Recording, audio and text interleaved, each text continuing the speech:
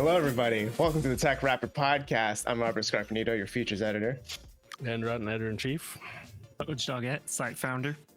Andrew Stritch, final editor. Oh, no. Final. We can't hire anymore. Yeah, that's it. You're stuck with me. Or is it going to be like Final Fantasy 15, where eventually we'll have like a final editor 16? Yeah. Oh, you're going to have like a prequel editor and then a sequel editor, then a movie editor, then a short form web series editor, and it's Well, we do not have enough money for this. And then the R type won't save how bad the game is. Whoa. Yeah. 15 talk about 15. Talk about 15 here. Oh, 15. Okay. We're talking about 16. I was like, wait, what? And No, 16. We'll be talking about 16 later. We will talk about Final Fantasy 16 later, but first we have some news that we want to chat with you about. Nintendo did a big Nintendo Direct. They like do the news. 40-ish minutes. It was just, one thing after another. We're not going to dive into everything. If you'd like to see all the announcements and everything from the Nintendo Direct, we will have a link in the description or down in the show notes where you can read up on everything that was announced. But we're just going to go through some of the highlights that spoke to us. And the opening was Pokemon DLC. So the rest of us are going to be quiet and let Stretch kind of. I'm going to get some water. Stretch, just whatever you need. We'll just cut all of our feeds just to one big blow up on Stretch, and we'll be back. I mean, hey, it's the weirdest thing for me so far about the Pokemon DLC is that it's called The Secrets of Area Zero, like the overall title of the collection, and Area Zero is the place in the middle of the map. Neither of these DLCs seem to take place in Paldea. One's in the fucking ocean. What are they doing? One of them is the literally secret. A giant underground dome. Like, I don't know. The DLC look weird. Right. It looks like good to get to check out new places. It's strange that Spain is having a Japanese festival in the middle of a forest with imagery that looks like the Sinnoh region. Globalization, man. It's just the modern world. It's true. This is just like the Spanish anime con that you're visiting. I mean, I'm not against it, I guess. One thing that stood out to me with this Nintendo Direct, with the Pokemon bit specifically, no spoken dialogue. It was just kind of a music break, which was a very interesting way to open the Direct, which maybe that's what I noticed because I was like watching it on the side of while doing something. So I was like, man, there's been like no one said a word in a while. Oh, Pokemon, right, of course. And yeah. They're going full method. There's going to be no voice acting in game, no voice acting out of game, no voice acting tangential to the game. It's just not in the contracts. It's not in the money. Yeah, no, Pokemon's a struggling franchise. They're trying to cut, their budget where they can. Indie developer, the Pokemon company, you got to cut them some breaks. Yeah, exactly. No. This is like we'll learn one day that like when Otten pans his camera just like slightly over, there's just going to be a wall of Pokemon plush toys, and this is like his guilty pleasure. I had to look real quick just to be sure there's no. He's gonna bump the camera and be like, "Oh, there's Charizard right there." There's the Charizard. Right. He's been a fraud. You're a fan. Vindication. Oh no. Maybe a Zach Fair on the other side of the room. Oh no. So to be fair though, they cannot confirm or deny. They are saving all their voice acting money for Detective Pikachu. Detective Pikachu returns. He's back. Danny DeVito's in it this time. No, he's not. See, before I didn't get the Danny DeVito memes because I've never heard Detective Pikachu. And now that I hear him, I'm like, man, I really wish Danny DeVito was. That'd be great. That'd make it instant buy for me. Instant buy. Mm-hmm. It really is so weird from like the inception of the concept of we're going to have Pikachu be a hard-boiled detective noir style, and we're going to give him this surly voice to we have to make a movie about this. So let's get the most charismatic person in showbiz, Ryan Reynolds, to do the voice. Let's make him a surly ass detective again. Yeah, I mean, I'm down for it. Like, they gave him everything but the cigarette. You know what I mean? Like, he's so noir detective-y almost. Yeah. I didn't realize exactly what Detective Pikachu is, but now I kind of want to get this one just to See, I'm only see what like, the. unless there's a severed head of a Mr. Mime somewhere, I'm not interested. You I need need your some jar. occult shit happening. No gritty, no go. No, they need to they need a new origin story for Mewtwo where it's actually like a devil summoning, where they're sacrificing other Pokemon to summon Mewtwo into the world. That's what I want. You know, there's like some hidden lore with that shit, I want right? some Like, True Detective meets Detective Pikachu. True Detective want. Pikachu. Yes. Get Matthew McConaughey's Detective Pikachu's partner, who's just fucking high all the time. be a hell of a Saying weird crossover. I mean, they've already got the Slowpoke in the cowboy hat. If that's not going to be Matthew McConaughey, then I don't know who the hell would be. I'm down. Now I'm imagining a Slowpoke saying "Slowpoke, Slowpoke, Slowpoke" in the same way that Matt McConaughey's like, "All right, all right, all right." That, oh my god, that would be. I would buy People I Don't Know a copy. Kind of Did you guys ever have to see watch the this. movie? Which one? Dazed and Confused? No, Or- Detective Pikachu. I did see the movie. I did not. That I mean, spoilers. The fact that the movie ends with the climax of Bill Nye transferring his consciousness into a Mewtwo was bonkers. Pretty great. It's pretty good movie. It's not the best movie, but right, Not the science guy, the British guy, the actor. Yeah, no, I did see it because it's the one with Justice Smith, right? Yeah. Yeah. Mm-hmm. Okay. It's a fun movie. Yeah, it wasn't bad.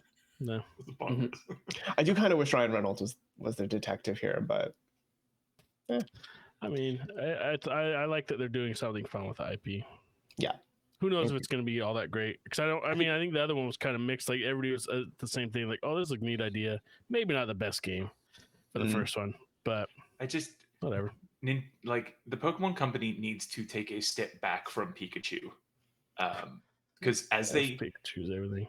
As they keep producing more and more content, like Pikachu as a mascot is getting grating.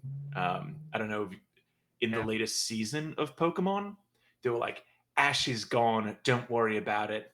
Ash isn't a thing. But one of the main characters of the new season has a Pikachu and a Charizard. And it's just like, well, what's the fucking point? Ash is back. Pretty much. And I don't know. I think they're just too used to having Pikachu. I mean, Pikachu is probably the most recognizable Pokemon. You know, like not just Pokemon, like one of the most recognizable things. Yeah. So I can see why they would like double, triple, quadruple down on Pikachu. I don't know. I've still come back to Mr. Mime. I don't know why I'm so focused on Mr. Mime right now, but imagine him, Detective Mr. Mime, where he's also like struggling with the like, I'm kind of human. And that's fucking with him as he's trying to figure it out. It's like, why do they call me Mister? Yeah. It's the scene from the end of 7 when it's like detective and it cuts across and it's just a realistic Mr. Mime. He goes home to Ash's mom. Honey, I'm home. But their marriage is on the rocks because of his work life. Yeah. Nintendo, give us a call. I'd love this game. You spend way too much time on Rule 34. I wasn't even thinking about that, but I mean, that's where Red Spring's going, I guess. Yeah.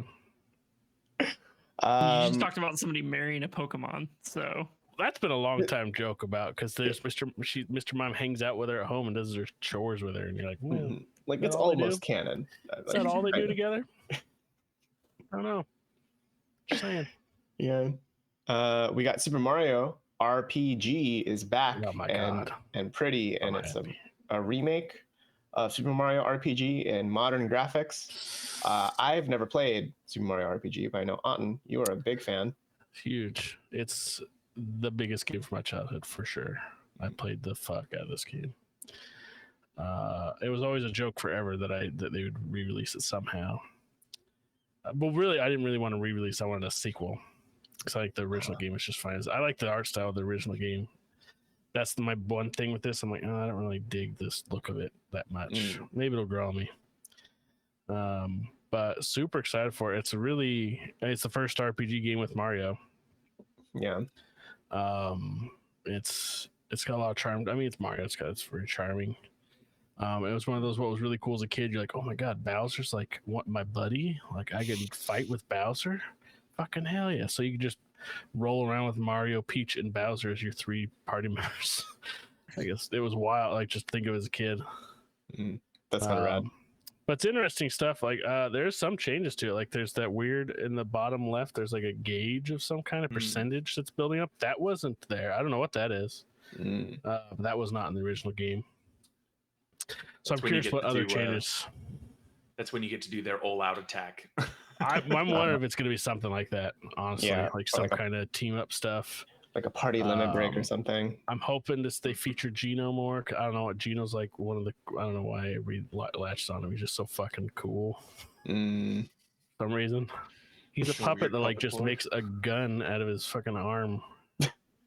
Like he had one that's like a cannon. He like shoots it out of his like elbow and shit. God, such an anime thing. It was, yeah, but he's like he's like a star Rainbow Road warrior who inhabits the body of this puppet in his quest to recover the stars. Oh, that's good. Yeah. You didn't stutter. That's anime as fuck. Yeah. It's good shit. It's really funny to see Mario in a world like this because it's no other Mario game is still like this at all. Like Mario with these kind of characters, there's nothing else out there. I did see that they were letting all of the characters continue to be unique, which is wonderful. Yes, thank God. Yeah, they stopped doing that with Thousand Year Door was the last one. They kind of let that happen. And it's such a shame that we do not get Mario characters with personality anymore. Yeah. I mean, Origami King had a little bit of that, but I don't know, not too much, right? I know. The internet's really happy to we're gonna get a new Big Yoshi. Yes. Whatever that's gonna look like. Can't wait to see that. Big Yoshi, yeah. HD glory. I am wondering though how many changes are going to make, like you were alluding to earlier, right? Like, I mean, there's a gameplay change. What they shot, well, a lot of those, they showed a lot of the game, a lot of different areas of the game in that trailer, and those seem pretty close to me from what I recall. So I don't know. The big thing was that gameplay thing. Yeah. A lot of what they've been doing with remasters recently for Mario is having the remaster of a game and then like adding a little bit. Yeah, adding a little bit, like the Bowser's Minion, and in 3D World they had the amazing Bowser's Fury. Bowser's Fury mode. I wonder if closer to release we're gonna get something a little bit extra RPG there. They'd have to do something that'd be like Geno focused if they know the audience of who's hyped for that game. It'd have to be that. Yeah. What if they say purchase this game and you get access to Geno and Smash? That's how you guarantee all the sales. Pretty much. Yeah.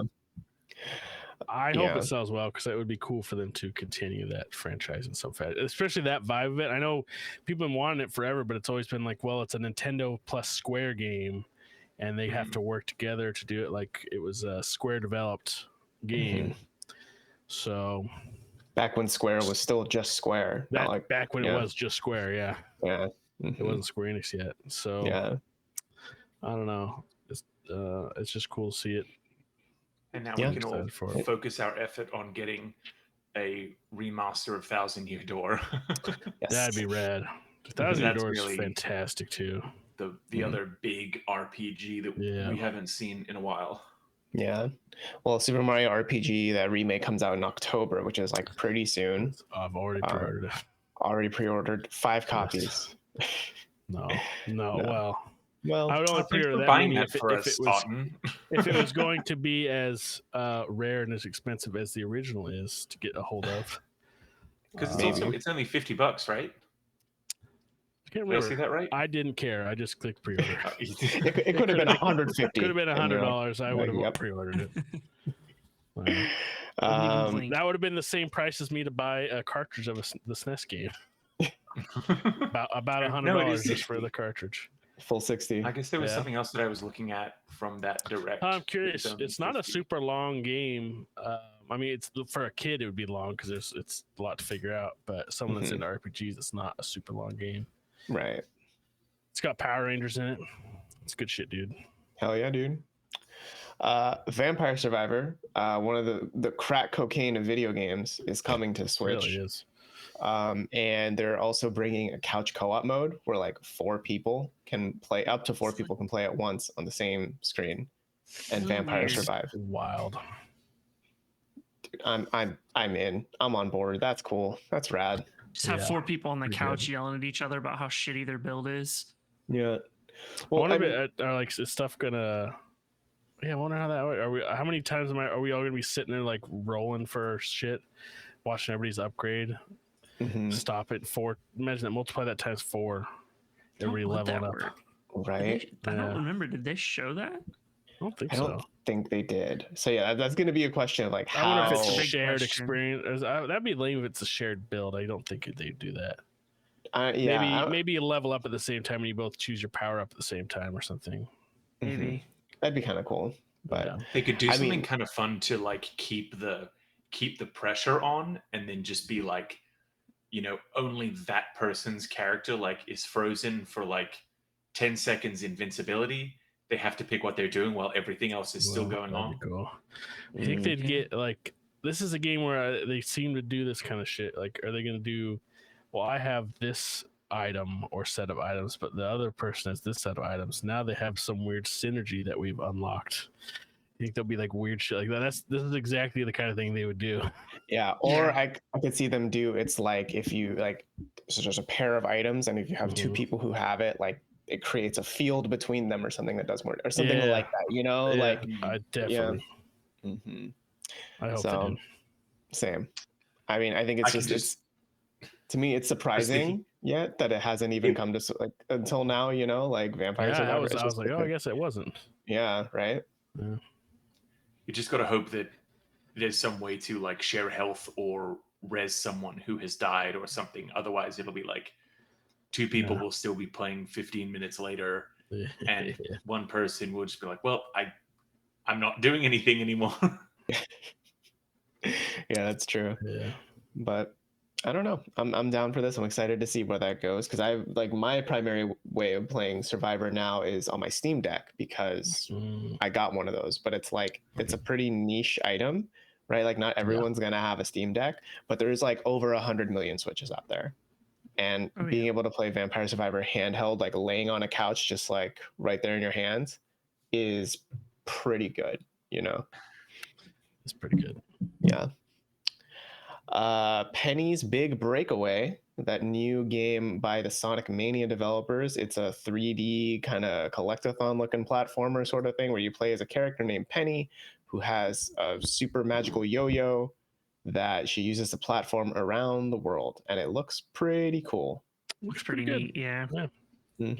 gave me big Sonic Adventure kind of vibes in like the layout of the levels, and then I think that there's going to be some really neat like speed running movement and stuff because like the big gimmick is you throw out the yo-yo and it sticks itself in space, and then you can swing on it. And I reckon that's Pretty going to good. be pretty cool, pretty fun to play. Yeah. Looks fast paced. It looks like those weird penguin enemies are just kind of like always coming after you. So you've got a bit of like that Shadow Mario chasing you Yeah. feel to Yeah. it as well. Looks one of the most promising. Like we've had some okay stuff. There's been a bit of a revival. We were talking about like among the indie scene, where stuff was like okay, and then Odyssey comes along and shows everybody else that they're dog shit in comparison. It feels like you're like, man, this is so much better. Like not that those were that bad. It's just this is so good. And then we had some disappointments coming, like the ukuleles of the world didn't really hit as much as people hoped they would. Right, for being a rare Might be But revival. this looked Overnight. pretty cool. And then we have fucking Balan Wonderworld fucking everything up. Oh yeah. The greatest game. Yeah, so I'm excited for something that looks neat like that because it's a cool genre that is mostly dead, unfortunately. Yeah, like outside of Mario, it's kind of hard to like Yeah. play a lot of these 3D platformers, but I'm hoping Penny is like pretty cool, and especially with that Seems pedigree cool. behind it, right? Like Sonic Mania was a very like regardless what you think about Sonic, that game is a very fantastic 2D platformer. So curious to see how that's going to translate to 3D. Yeah, those developers have shown that they get it. Like the thing that made the thing special, they get it. They know how to dial in on that. So I'm very hopeful for this. Yeah. Definitely one of the smaller things that came out of this direct, but it's one Yeah. that like really stood out to me. Yes, agreed. Same. WarioWare coming in and showing up and saying, "Why would you buy Everybody 1-2 Switch when you can buy this instead?" Yeah. Which I find very funny because they did release that trailer for the new 1-2 Switch like a few days before the direct because they were That like, trailer "We can't is put fucking this." dumb. They released that trailer. Like, They released that trailer 14 hours before the direct. It was like in the middle of the night. Really weird timing. well, because they know it's a crap game. Yeah. They literally sent it to a farm upstate. Like I would love to we're not know even who at gonna Nintendo worry like about this. saw the reaction of the first one. Was like, you know what, we're gonna do this again. We need more. Yeah, and it's like, no, man, like nobody liked the first one. Dude, we're making another WarioWare game. Why are we making one of these? Exactly. Yeah, WarioWare is gonna more than satisfy that. Yeah. I can imagine they were in like a meeting or something, a whole bunch of devs, and someone up on the front is, "You guys are gonna get excited. We're gonna show this to you guys. We're gonna be bringing back some mini games. It's gonna be great. Everyone's gonna enjoy it." And one person in the back room is like, "Yes, I finally get to work on 1-2 Switch," and just leaves immediately, missing. And we're gonna make WarioWare. And then this one dude's just like off, like, "Yes, I'm doing it. I'm building away."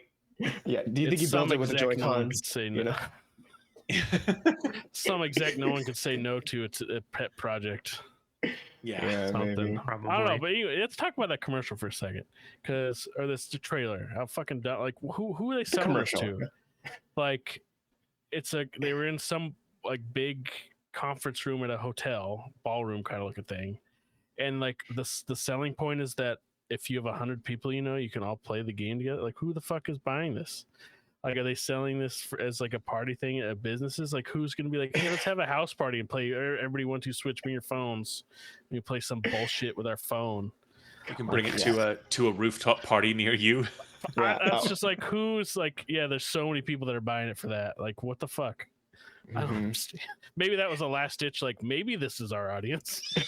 No, that's what they mean. Everybody 1-2 Yes. Switch. I Everybody. don't know. That was so bonkers. Anyway, WarioWare, good stuff. People Everybody scrambling. isn't a suggestion; it's a command. Yeah. Everybody 1-2 Switch Yeah. now. But WarioWare Move It is the 1-2 Switch sequel we all wanted.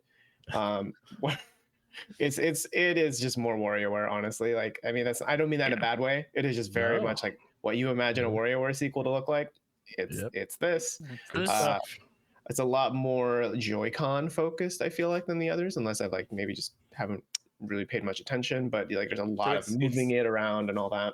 Yeah. So it's a sequel to Smooth Moves, which is the Wii one. Yeah. That had you do like hula hoop and you would like hold the Wiimote by your side and shake your hips, or you could be an elephant.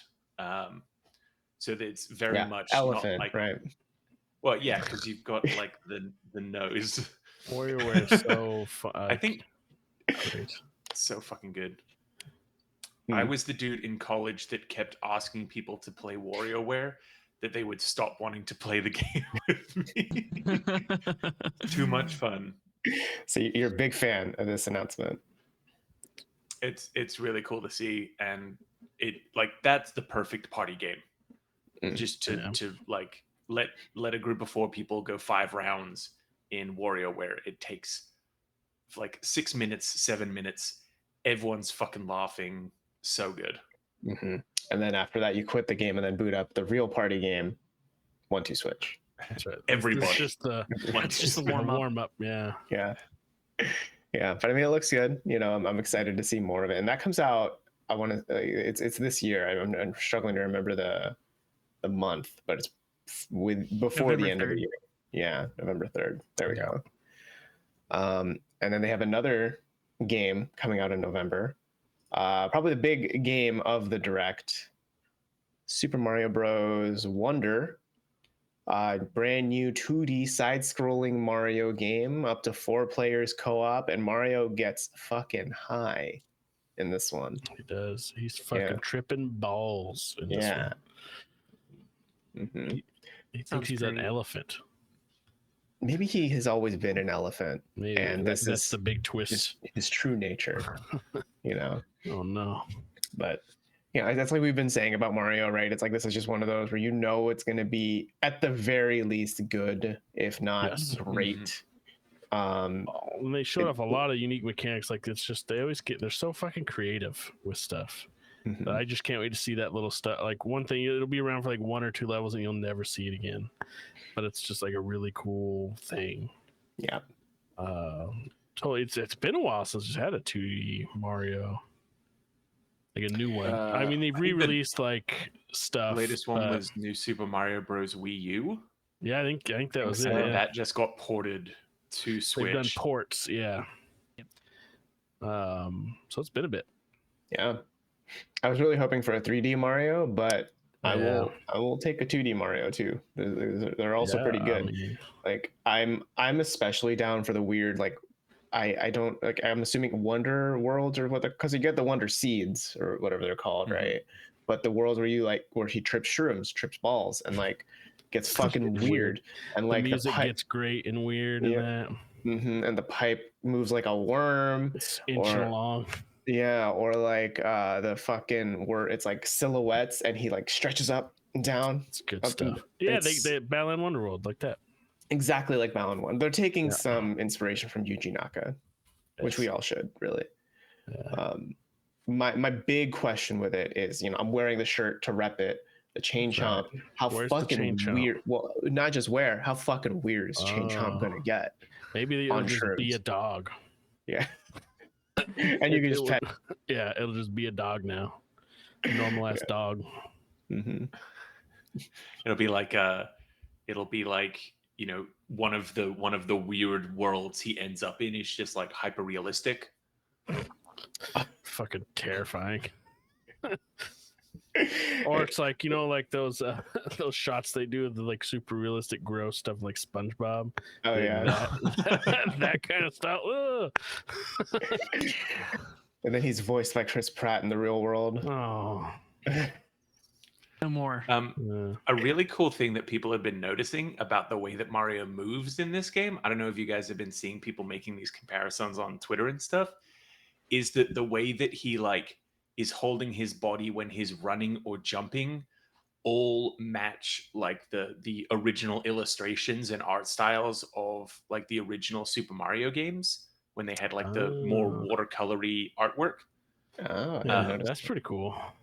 And so there's just like some really neat level of like moving away from New Super Mario Bros. Art style to whatever I this like is. the art style. And what this is mimicking how we originally saw Mario. It which feels is kind really of fucking neat.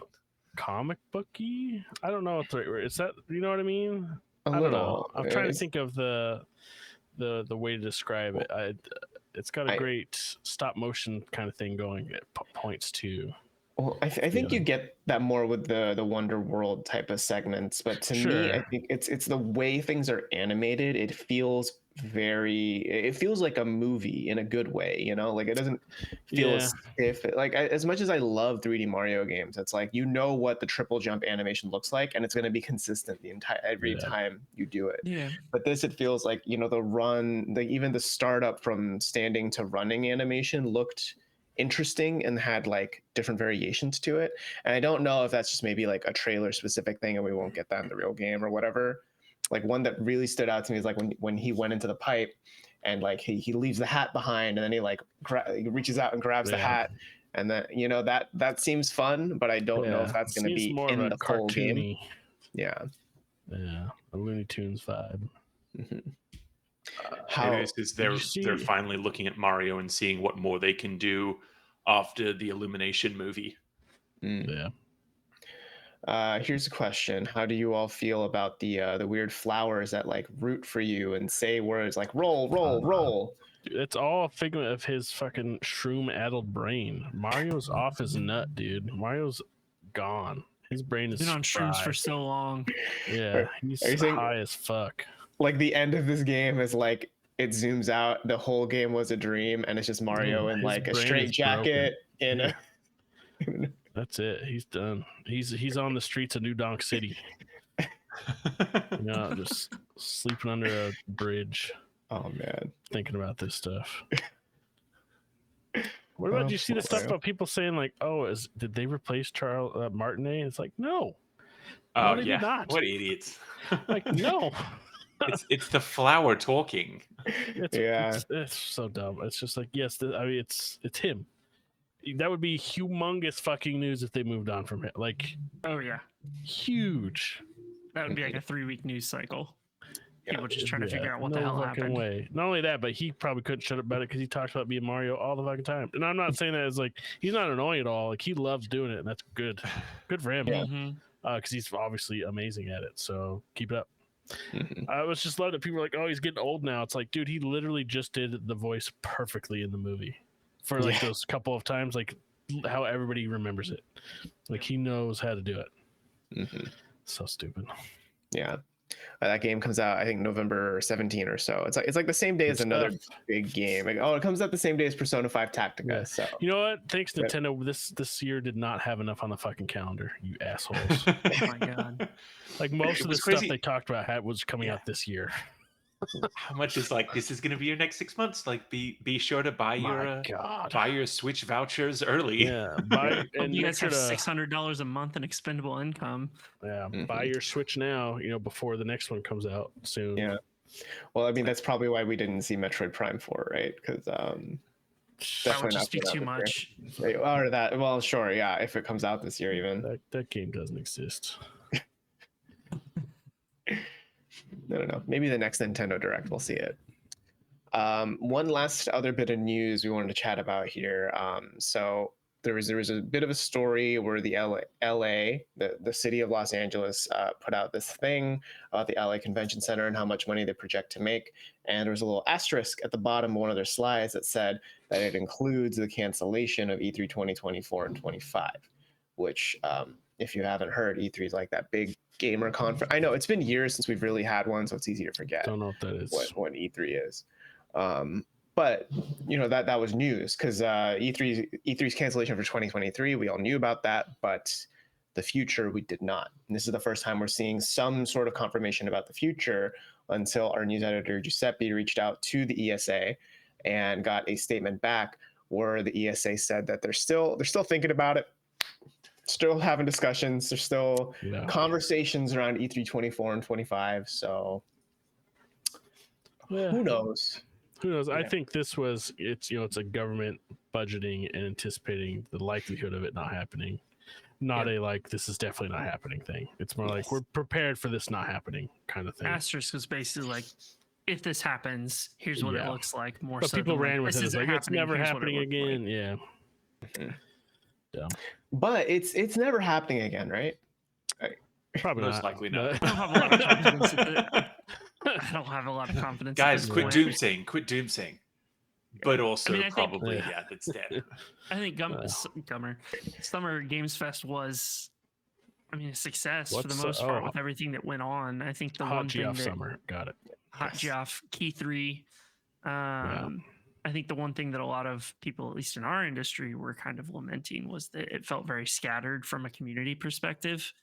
Whereas, E3, it was always everybody kind of together for the most part. And I think that's the one thing that's probably missing from it is kind of interconnecting the events a little bit more.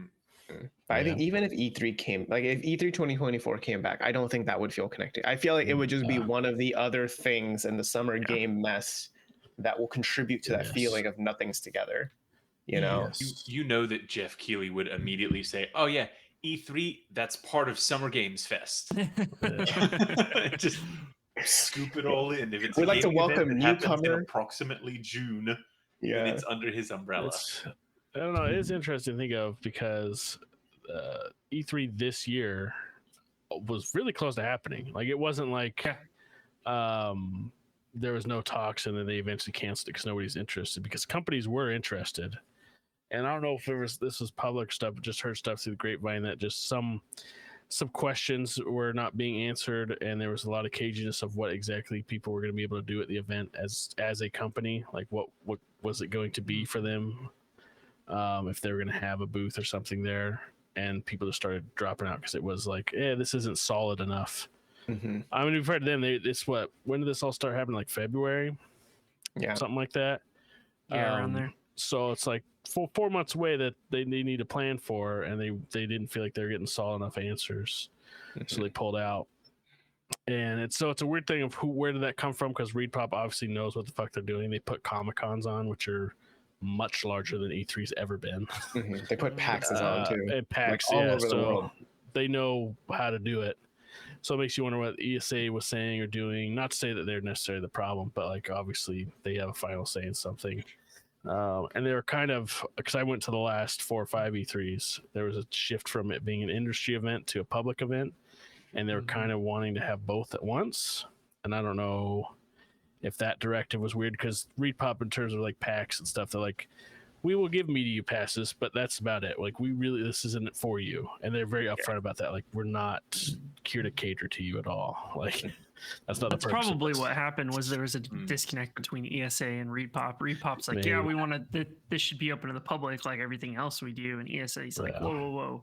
This has been an industry event. That should be the focus. And then nobody could make a decision, and that confused the hell out of companies. And they got a lot of time to figure it out. We're going to do our own thing. Yeah, they have a lot of time for conversations to happen behind closed doors. We'll see. We will have to see about it, but I do wonder if E3 does come back in 24. Does it take the convention center? I wonder if that's what I was about to say too. Is it going to be big enough? Because the convention center is pretty big. It's huge, massive.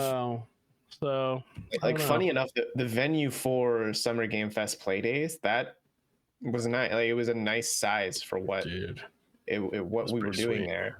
Like maybe a little bigger for like other companies if they want to be on board, right? But it's pretty sweet though. Yeah, like I'm glad it wasn't like the convention center where it's like, which hall are you going to be in?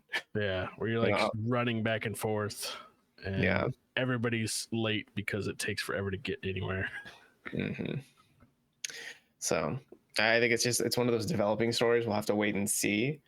And I'm glad that we at least reached out to the ESA to get some sort of kind of a non-confirmation, but that's just the way the media works sometimes, right? Is that sometimes a non-confirmation is better than a not confirmation at all. I hope it comes back in some way, because even like, so me and Robert both went to that Play Days event, which was very much a similar vibe to E3s of past that I went to, where they're industry focused, much smaller, but it was had a lot of sentiments from a lot of people there, devs and press alike, that were bummed about what E3 was not being around anymore.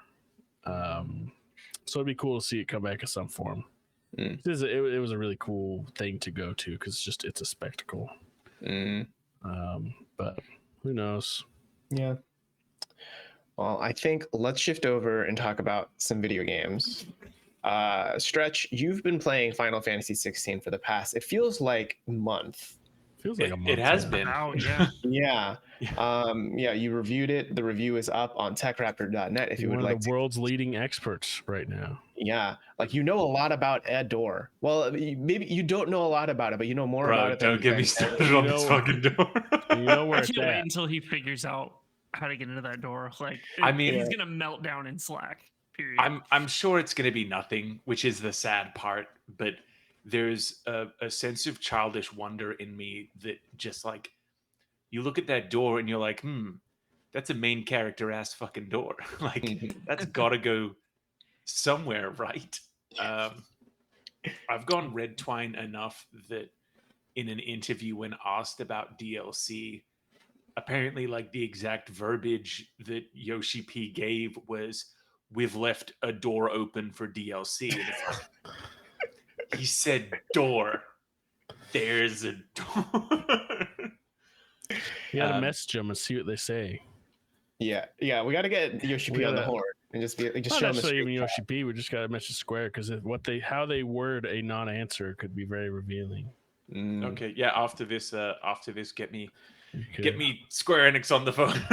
I need to ask some important Get me Mr. Enix on the phone now. Just hold the picture and be like, what is this? What's behind the door? Where's Rachel? Yeah. So I've played through the entire thing, and I'm now almost halfway through my Final Fantasy mode playthrough, which is New Game Plus.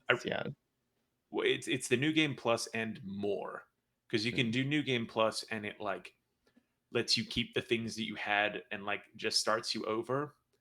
But this is everything is harder, more enemies show up earlier. There's different like configurations of stuff, and where in the base game, like I had this sword and I can upgrade this sword to the +1 and the +2 version of this sword. I can now upgrade it to the +3 and the +4 version. So it's like a challenge mode. I don't know how best to describe it. It's the same story, but if you're interested in playing this game for the challenge and the gameplay, then it adds a whole bunch more challenge and gameplay. Nice. Well, I think a lot of people, including some of the other folks on this pod that are playing it, are still going through the first go around of Final Fantasy. Believe it or not, I have not finished it, even though I got it yesterday. Wow. You got to speed run it. But your first run through stretch, you really enjoyed the game. You gave it a pretty high score. Pretty good. 9.5, I did, yeah. Right?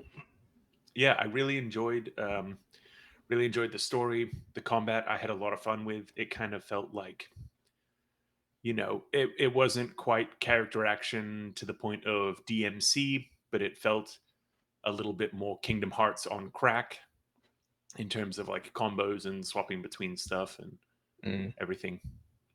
So to me, it is really, it's much closer to DMC. To me, it's the only thing it's missing is like the delay combos to me. Otherwise, like, because I swapped to the control scheme type C, where you can charge your spell with L1 while using your sword on square.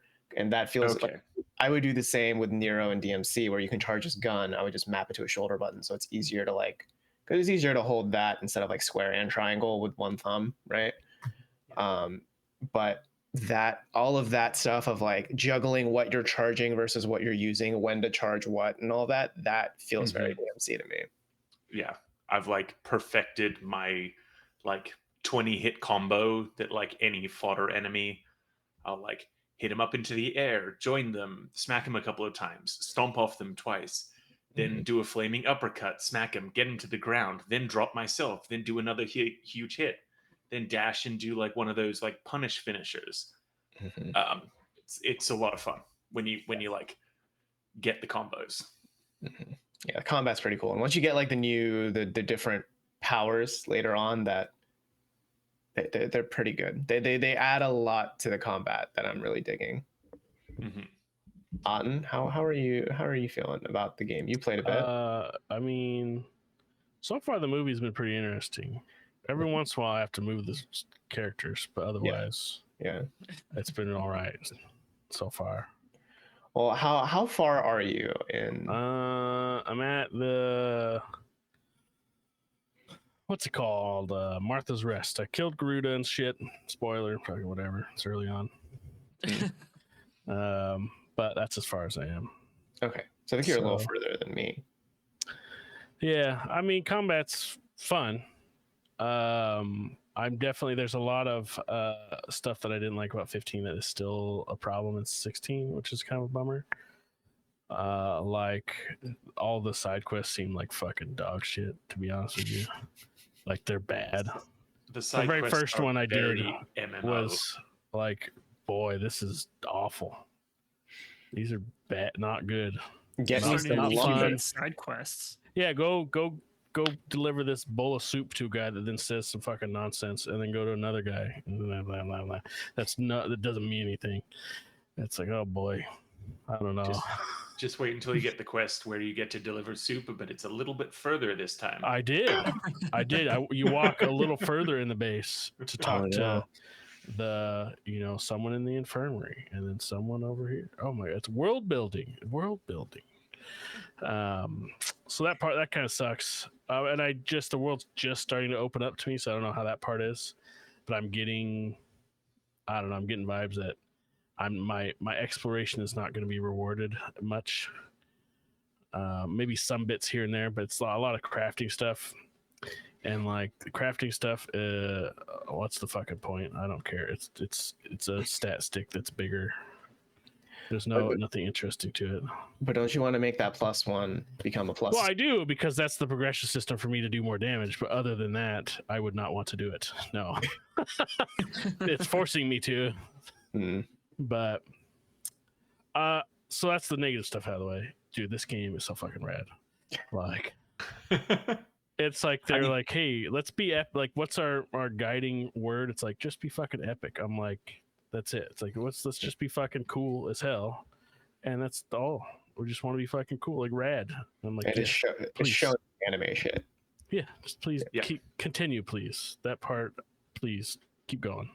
I laughed so fucking hard when you were first going through the Great Wood, and Sid's like, oh, so what's your next plan? And Clive starts spouting off, oh, I'm going to find those that killed my brother and I'll make them suffer. And Clive's like, whoa there, forest is dark enough, dude. Yeah. Yeah, Sid is the best. I do love Sid. He's pretty great. Like, he and Torgal right now are like the standouts to me in terms of characters and like fun to watch them on screen. I do like Clive. So far he's a little one note. I mean, now I've gotten to the point, where he's the reveal, of his truth. I'm an angry young man. Yeah, I mean, it was in the marketing materials that he's Ephraim. Yeah. So see, that's the most confusing to me, because it's like the game tries to play it like you don't know, and I'm like, this is the weirdest. Even without knowing that, I'm like, I'm pretty sure he killed his brother. Like, like watching, I'm like, I think it was him. I was like, this is the weirdest dramatic irony I've ever felt. Because the things outside of the game, but still very relevant to the game, that spoil the reveal to you, right? I mean, just the fact that like yes, he was. For him, in the memories that you see from his point of view, he was watching this fight and like disassociating, but he wasn't like disassociating from the ground. He was like hovering above the scene, like in his mind, in his fucked up memories. And it's like, of course you're the fucking other one. Yeah. I'm intrigued to see where the story goes. I mean, I don't know. I think though I am kind of with you on some of the negatives. I think my hottest takes with it are one, this is paced like a Kojima game, and I don't mean that in a necessarily good way, because I there is definitely that, like, I've there a good way to... there's some good ways to say it, but I've definitely like pulled out my phone during quite a few cutscenes just to like do anything more interesting. Yeah, that's definitely my guess is that gets better the further into the game you get, because it's just they're doing so much early storytelling shit. But it's like they really take the control away from you so much. It's like, come on, guys! Like, even if you want to have a cutscene but having you run around while something's happening, that's better. It's just like, I think what exacerbates it for me is that the combat is so fucking good that it's like, here's like a 5-star dinner, but first please sit through a 2-hour starving meeting, and then you can get 2 minutes of your 5-star dinner, and that is, I don't know, maybe that's just my monkey brain kicking in, or I'm just like being too distracted, and I'm already like not as into like the kings and queens and the duchies and the politics and the like all this fucking Game of Thrones bullshit. Like, I'm not as into that already. So I know I'm not quite the target demographic of the story necessarily, but I am into the personal, the interplay. I thought the scene where Ifrit kills Phoenix, I was like, damn, this is pretty fucking brutal. Yeah, brutal. I'm into the drama. Yeah, when the dude gets fucking evaporated, when Clive transforms, it's like, oh, there's the Lord Commander. Bye-bye. Goodbye. Yeah, it was. Yeah, the complaints that you guys are voicing about it 100% the same things that irked me. The MMO-iness of the quests was you're going into the woods and gathering 5 wolf pets for a lot of the game. There is some really good world building that does come out of it, but it's just like or at least for me, the enjoyment that I got out of the side quests was the conversations with the characters they were related to, the content of the side quests. You know that it's an MMO designer that is working on this. And yeah, the shallow RPG-ness of it, to just get a stick that does a little bit more and it does nothing extra, was it's so negligible to the point where it's just not even something you pay attention to. It's a bummer because like there was always like a lot of Final Fantasy games work that way. Like this isn't a unique thing where like I just got the next best version of the sword, but they always had something else with it, like the materia system or something. And this doesn't have that. Like I see the 3 accessories or whatever. It's like I guess you can do a little bit here, but it's not that much. Yeah. Well, I think what's hitting me with it, I mean, and I think we're like one step away from the is this an RPG debate or not, which I am very, if we want to get into that, I'm down. 90% of games are RPGs. So you're playing the role of Clive. But to me, I almost would rather not have any of these numbers, because I think the reason why the numbers work in like a turn-based kind of thing, or even like the weird ATB pseudo turn-based stuff that like a lot of Final Fantasy games are, is that it does feel like progression when you can only really attack like once every couple seconds. Like, okay, now that every couple seconds is a lot more valuable because now I do 100 more damage.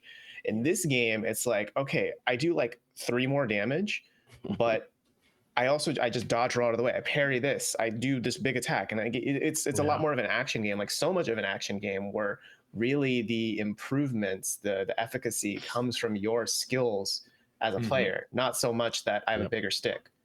I mean, the bigger stick helps, but it doesn't feel as effective or necessary as it does in like an old school Final Fantasy game. 100% agree. I think if they just got rid of the equipment altogether, and honestly, if they got rid of the skill tree ring things, there's not much there to them. And I would just rather you just unlock abilities as you go along, and then you can mix and match them as you want after. Because it doesn't really add anything to me.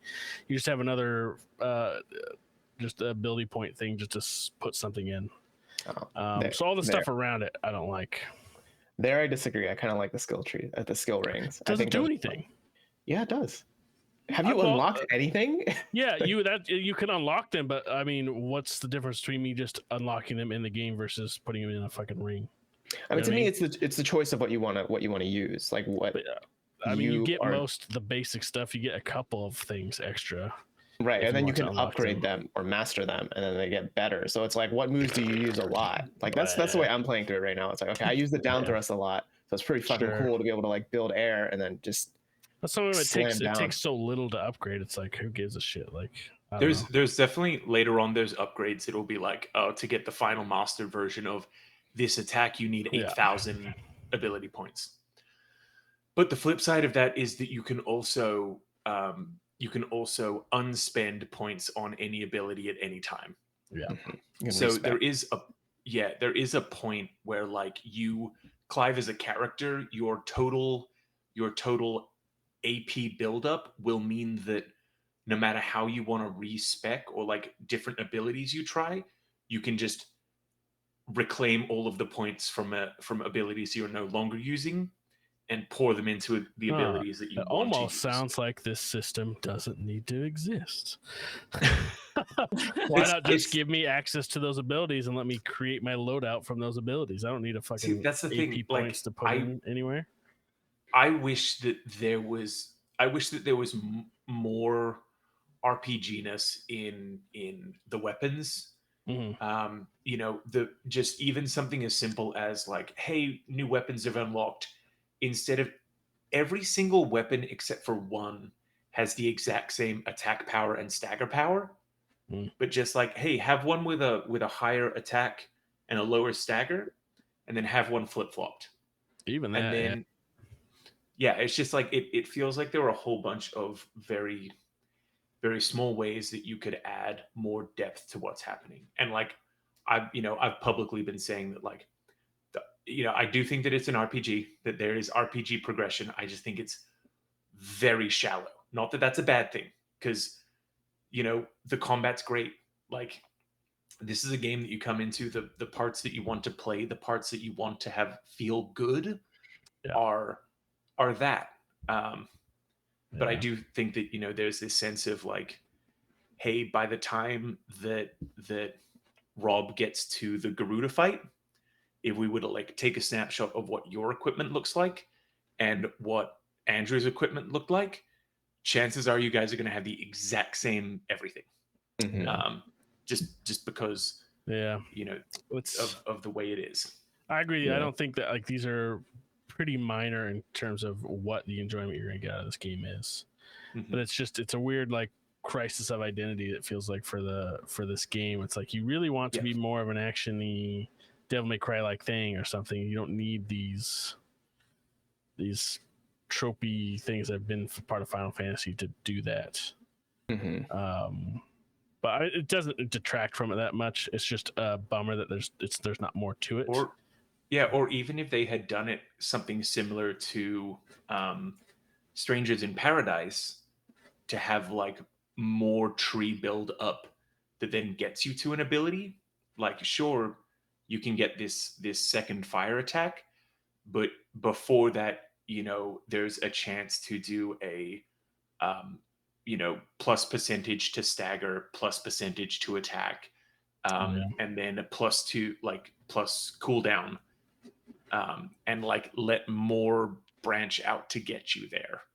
And it makes what those paths are more interesting, and it doesn't rely as much as like, hey, if I want to swap loadout later in the game, let me just reclaim everything from over here and dump it into here. So those are real minor things. I mean, really, I think that they would have been better off just removing the systems altogether. And, I mean, still give you the abilities and stuff, but like, just there's no point to that to me. It wants to be a character action game in the vein of like a PlayStation exclusive kind of, but still these weird Final Fantasy things it's still part of it. That kind of half-heartedly put in there, and I don't think it needed them. I think I'm on that boat too. I mean, I think though it does say a lot that we've been a little bit down on the game for the past couple of minutes, but it's still like the combat feels so fucking that cool. It feels that so good, like I gave it a 9.5 out of 10. I wholeheartedly believe it is the 9.5 out of 10. The combat's so cool. All of the like big set piece moments fucking are rad as hell. And I'm still, this is the beginning of the game. I know there's gonna be way fucking cooler shit that I have not seen yet. There's an icon fight that I cannot wait for you guys all to get to. It's probably the one a bunch of people have said is one of their favorite moments in any game ever. It's probably the one that it's been going on. I don't know what it is, but there's been a lot of people like, this is one of the coolest things ever put in the game. It's so fucking cool. I can't wait for it. Like, I'm down for just the fucking crazy shit that's been happening. Because a lot of the icon fights kind of feel like 10-year-olds playing with action figures, but brought to life. They're awesome. Yeah. This is the most Dragon Ball Z show ever. Game, how good are the QTEs? Oh, okay. Go on. I'm saying this in a positive sense because I think that to what you were saying earlier on with how much the game takes control away from you, I think that the QTEs are just involved enough to have you still feel like you're part of the battle, but not too over the top crazy that you're too busy like focusing on what button presses you need, as opposed to watching the epic, insane moments that are going on the screen. I see the point you're making, but I would say that this feels like what's the way to say this that's not, I don't know, it seems like it's a way for them to justify making more cool fucking scenes, cutscenes. Which I'm not against, but it's like it's not enough engagement for me to give a fuck. about it. It gives Asura's Wrath to me, you know, It's and an excellent. I don't know if I'm a fan of that. I think I am the one with the hot take. I'm the outlier here because I know a lot of other people are really into the QTEs. For me, I would rather they just rip the QTEs out and just like play it straight. Just show me the cutscene. I'm with you on like it. like punching holes through other people, ripping wings off people. I don't just show it to me because like I think too. I really don't like the effect when you have to mash square. Because to me, the effect around it, it's so disorienting that I'm like, I actually don't really know what I'm doing here. I know I'm hurting Garuda somehow. I don't know how exactly. I think I'm choking her. I'm not really sure. So that I'm not as much a fan of personally. And I know that a lot of people say like, oh, it's cool that it's like you can expect it coming. Like you know when it's going to be a dodge or you know when it's going to be a square attack. And I'm like, but does that matter? Yeah. I don't know. I'd rather not bother. And in the Final Fantasy mode, they actually take away the button prompt. So they just like, you know, if it's like a slightly orange tint around the edge, then you know be mashing. If it's blue, hit it once, and if it's red, dodge out of the way. So I've definitely whiffed far more dodges than I did in my first playthrough. So what happens when you whiff? Is it like game over, or is it like the game still goes on? You take some damage. It's what happens to them is what happens to you, kind of thing. That if you whiff and you don't get that punch in, then that punch doesn't happen. If you don't get out of the way, you take damage. But in those cutscenes, you can't. You know, there's no way to regain health, so you just got to make sure that you don't mess up that many times. Fair enough. Yeah. But still, overall, I want to see where this goes. I really want to see where the story goes because I mean, there are people, you know, there have been some takes on the story that are going around there. It falls off towards the end, but I don't know what that means. Well, and you see, some people, they were inspired by Game of Thrones.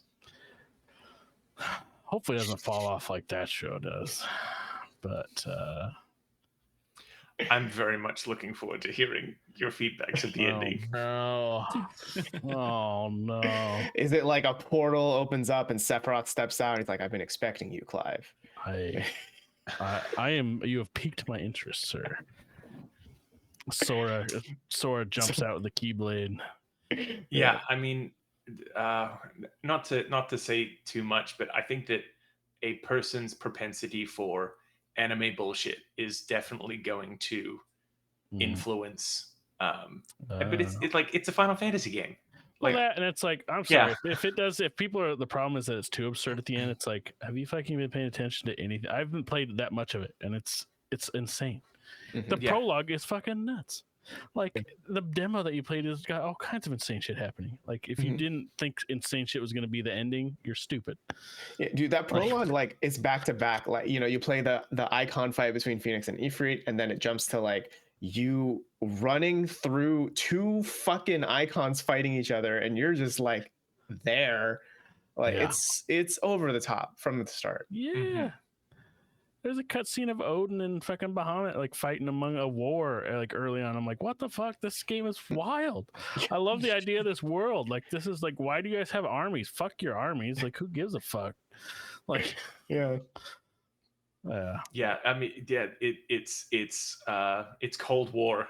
It's like, well, I think Titan makes the comment very early on. It's like, well, if I go out there, I'm going to crush everyone. Like, fuck, what do we do? That's good stuff. Oh, also, while I'm thinking of it, the guy who is Titan, like the human of him, he looks like a white Thanos, right? He's Thanos. Yeah. But he's got the huge. Yeah, he's got the jaw.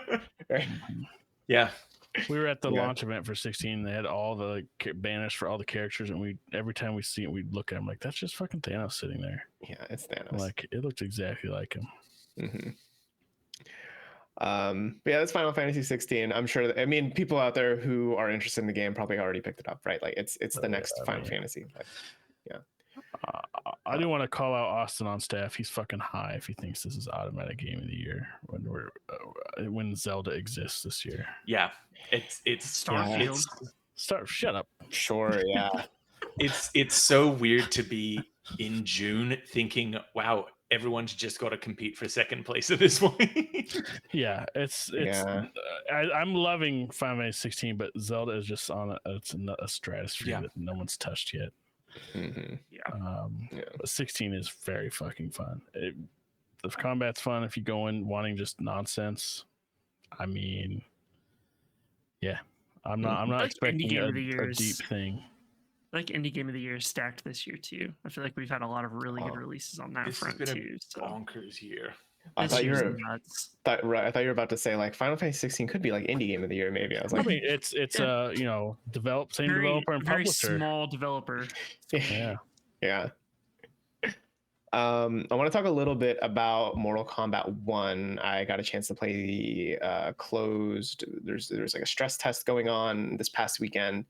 And it's the same build that we all played at Summer Game Fest. So we have a preview of that up on our site. There's also a YouTube video if you want to check that out. This is the first time that it's playable online with other people. And boy, howdy, are these people like they've been playing Mortal Kombat since Mortal Kombat 1. And I mean the 30-year-old one, not this upcoming one, because these people are like fucking, they know the combos and they're fucking kicking my ass. But it is more Mortal Kombat in what you might expect. The cameo system feels pretty good, and it like you can play around with it a lot, and it kind of like is good for extending combos and stuff. But right now the online netcode is a little like it's good when it works, but it kind of crashes a lot, or like the server just kind of stops suddenly and unexpectedly, which understandable, right? I mean, that's what a stress test is for. That's It's the point of it. Yeah. it's a good thing if we're breaking the servers, right? Because then NetherRealm can be like, okay, now how do we fix it so it doesn't break when it launches in September? But this is, just before the beta that they're going to have in August, which I think is going to be a lot more open to the public. I don't remember if it's open or not, but I know you can like sign up for it. So it'll be another opportunity to check things out. I do kind of hope they have more characters available in the beta to try out, because this is just it's the same as Summer Game Fest. So it's Sub-Zero, Liu Kang, Katana, and Kenshi are the 4 characters you can try out. And the cameos are Jax, Sonya Blade, and Kano. Yeah. So thank you, Stretch. Do all Australians have laser eyes, or is that just him? Well, we legally, I'm not allowed to divulge whether we do or do not have that ability. That is part of the Australian oath you swear. I thought your people didn't care about when the you laws. get your kangaroo at the age of 4. Aren't you guys like on that island because you didn't care about the law? We didn't care about other people's laws. Okay. They still have they're honorable. They honor their own code. It's not even like a legal system kind of law. This is like old blood magic. That it's just like a incapable of doing so kind of situation. Very weird stuff. Yeah. We're still talking about Final Fantasy, right? Yes. Yeah, when are we gonna get an Australian-led Final Fantasy? That would be bonkers. That would be so. He'd be riding a kangaroo. No swords, just boomerangs. No chocobos, just kangaroos. They introduce the crocobo, and it's just a crocodile with feathers. Dude. And you ride it into That'd be battle. sick though. Like, The main character has a big boomerang sword, like a Buster boomerang. Buster boomerang. Yeah, Busterang. That would be so good.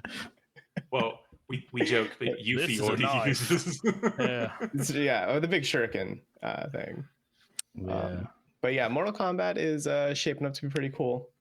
Big year for fighting games in general. Like, I think I still want to get back on Street Fighter 6, and I feel like I might still be playing that around the time Mortal Kombat comes out too, because that's what fighting games are, right? But yeah, I'm excited to see more from them, because there's just something about a NetherRealm. Like every NetherRealm game, like when you feel it, it feels like a NetherRealm game in a good way. They have like that DNA on lock, or even Injustice feels that same kind of meaty, like heavy, like wet kind of game. Or like when they hit, like you hear the blood splatters, like that's what I mean by wet. Like in Mortal Kombat 1, like the stage gets so fucking bloody when throughout a fight. It's wild. Yeah, They know their audience. they really do. And the fatalities are Yeah. like, yeah. Yeah, they go over the top with them. Rut, do you want to tell us about BattleBit? Yeah, so this is one that kind of flew under the radar for me. I'd seen it and I was like, oh, it's just a remastered thing. But basically, you're someone who loved Battlefield 4, played Battlefield 2042, and immediately uninstalled. Go ahead and play this.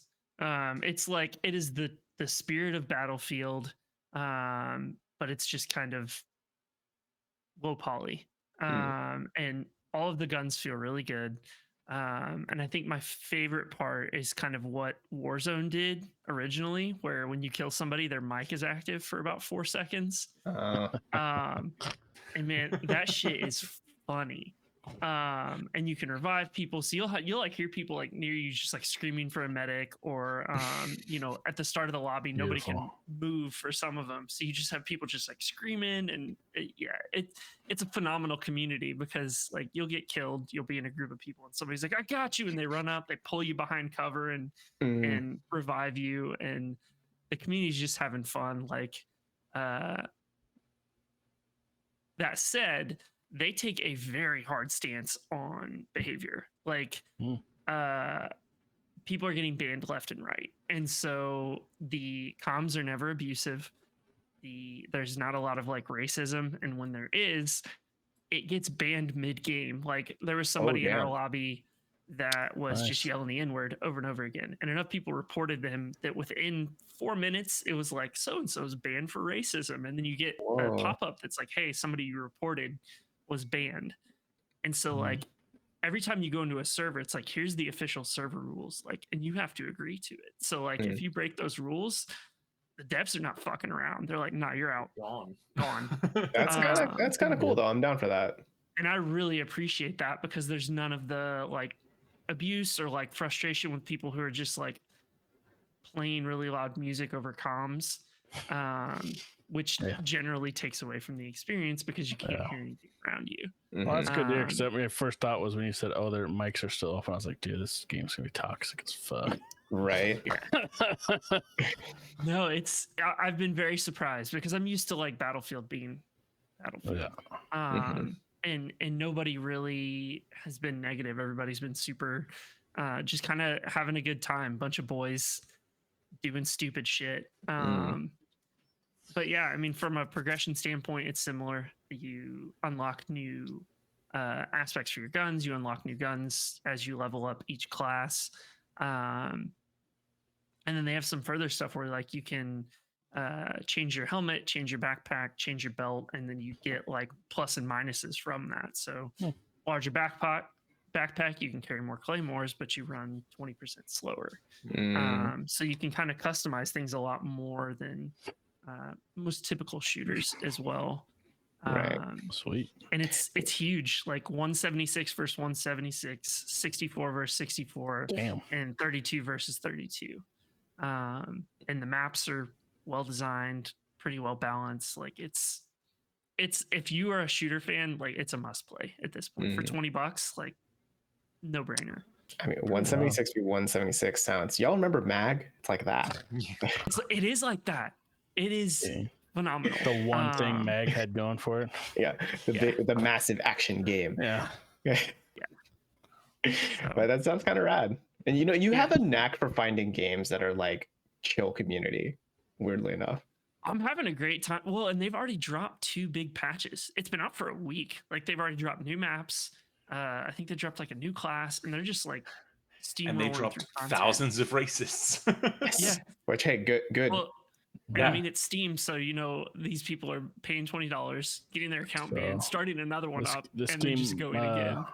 Must not be that big on Twitter then, if they're dropping all these racists.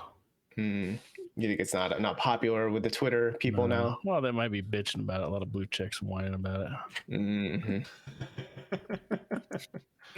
I love how much the blue check has turned into like a badge of dishonor. Dude, everybody's sus now when I see it. I see the TechRaptor thing, and I'm like, that's sus, man. What's going on over there? Sus And is a new word I learned from the kids. You know, it's suspect. Among Us. Yeah, have you heard of among? No, Among Us? Fortnite had that. People were sus They, on Fortnite. they had an Among Us mode in Fortnite, didn't No. They they? did. Yeah.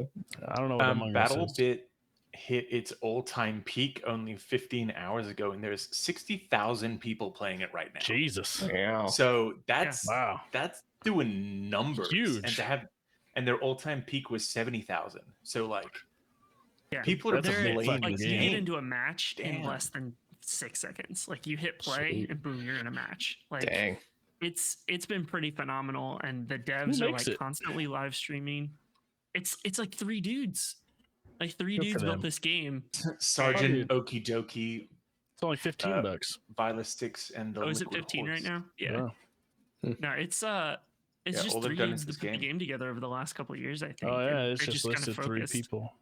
Yeah. Yeah. Good for them.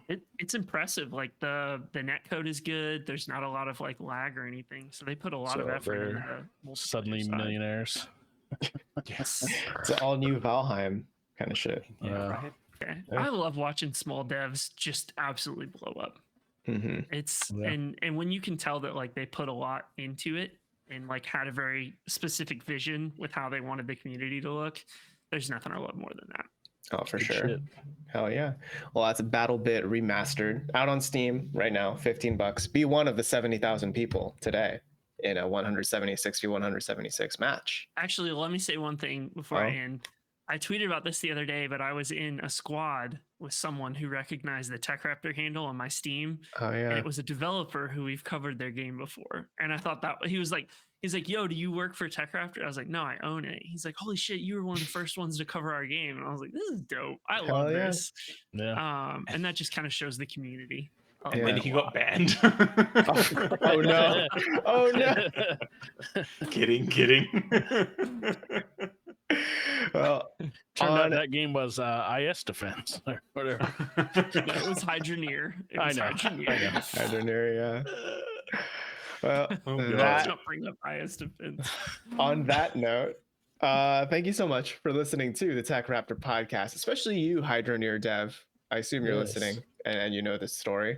But thank you so much for listening. And if you did enjoy here, please leave us a review on whatever platform you're listening on. Comment down below. Let us know what's your favorite announcement from the Nintendo Direct last week. Are you excited to see Mario get really fucking high? Let us know in the comments down below.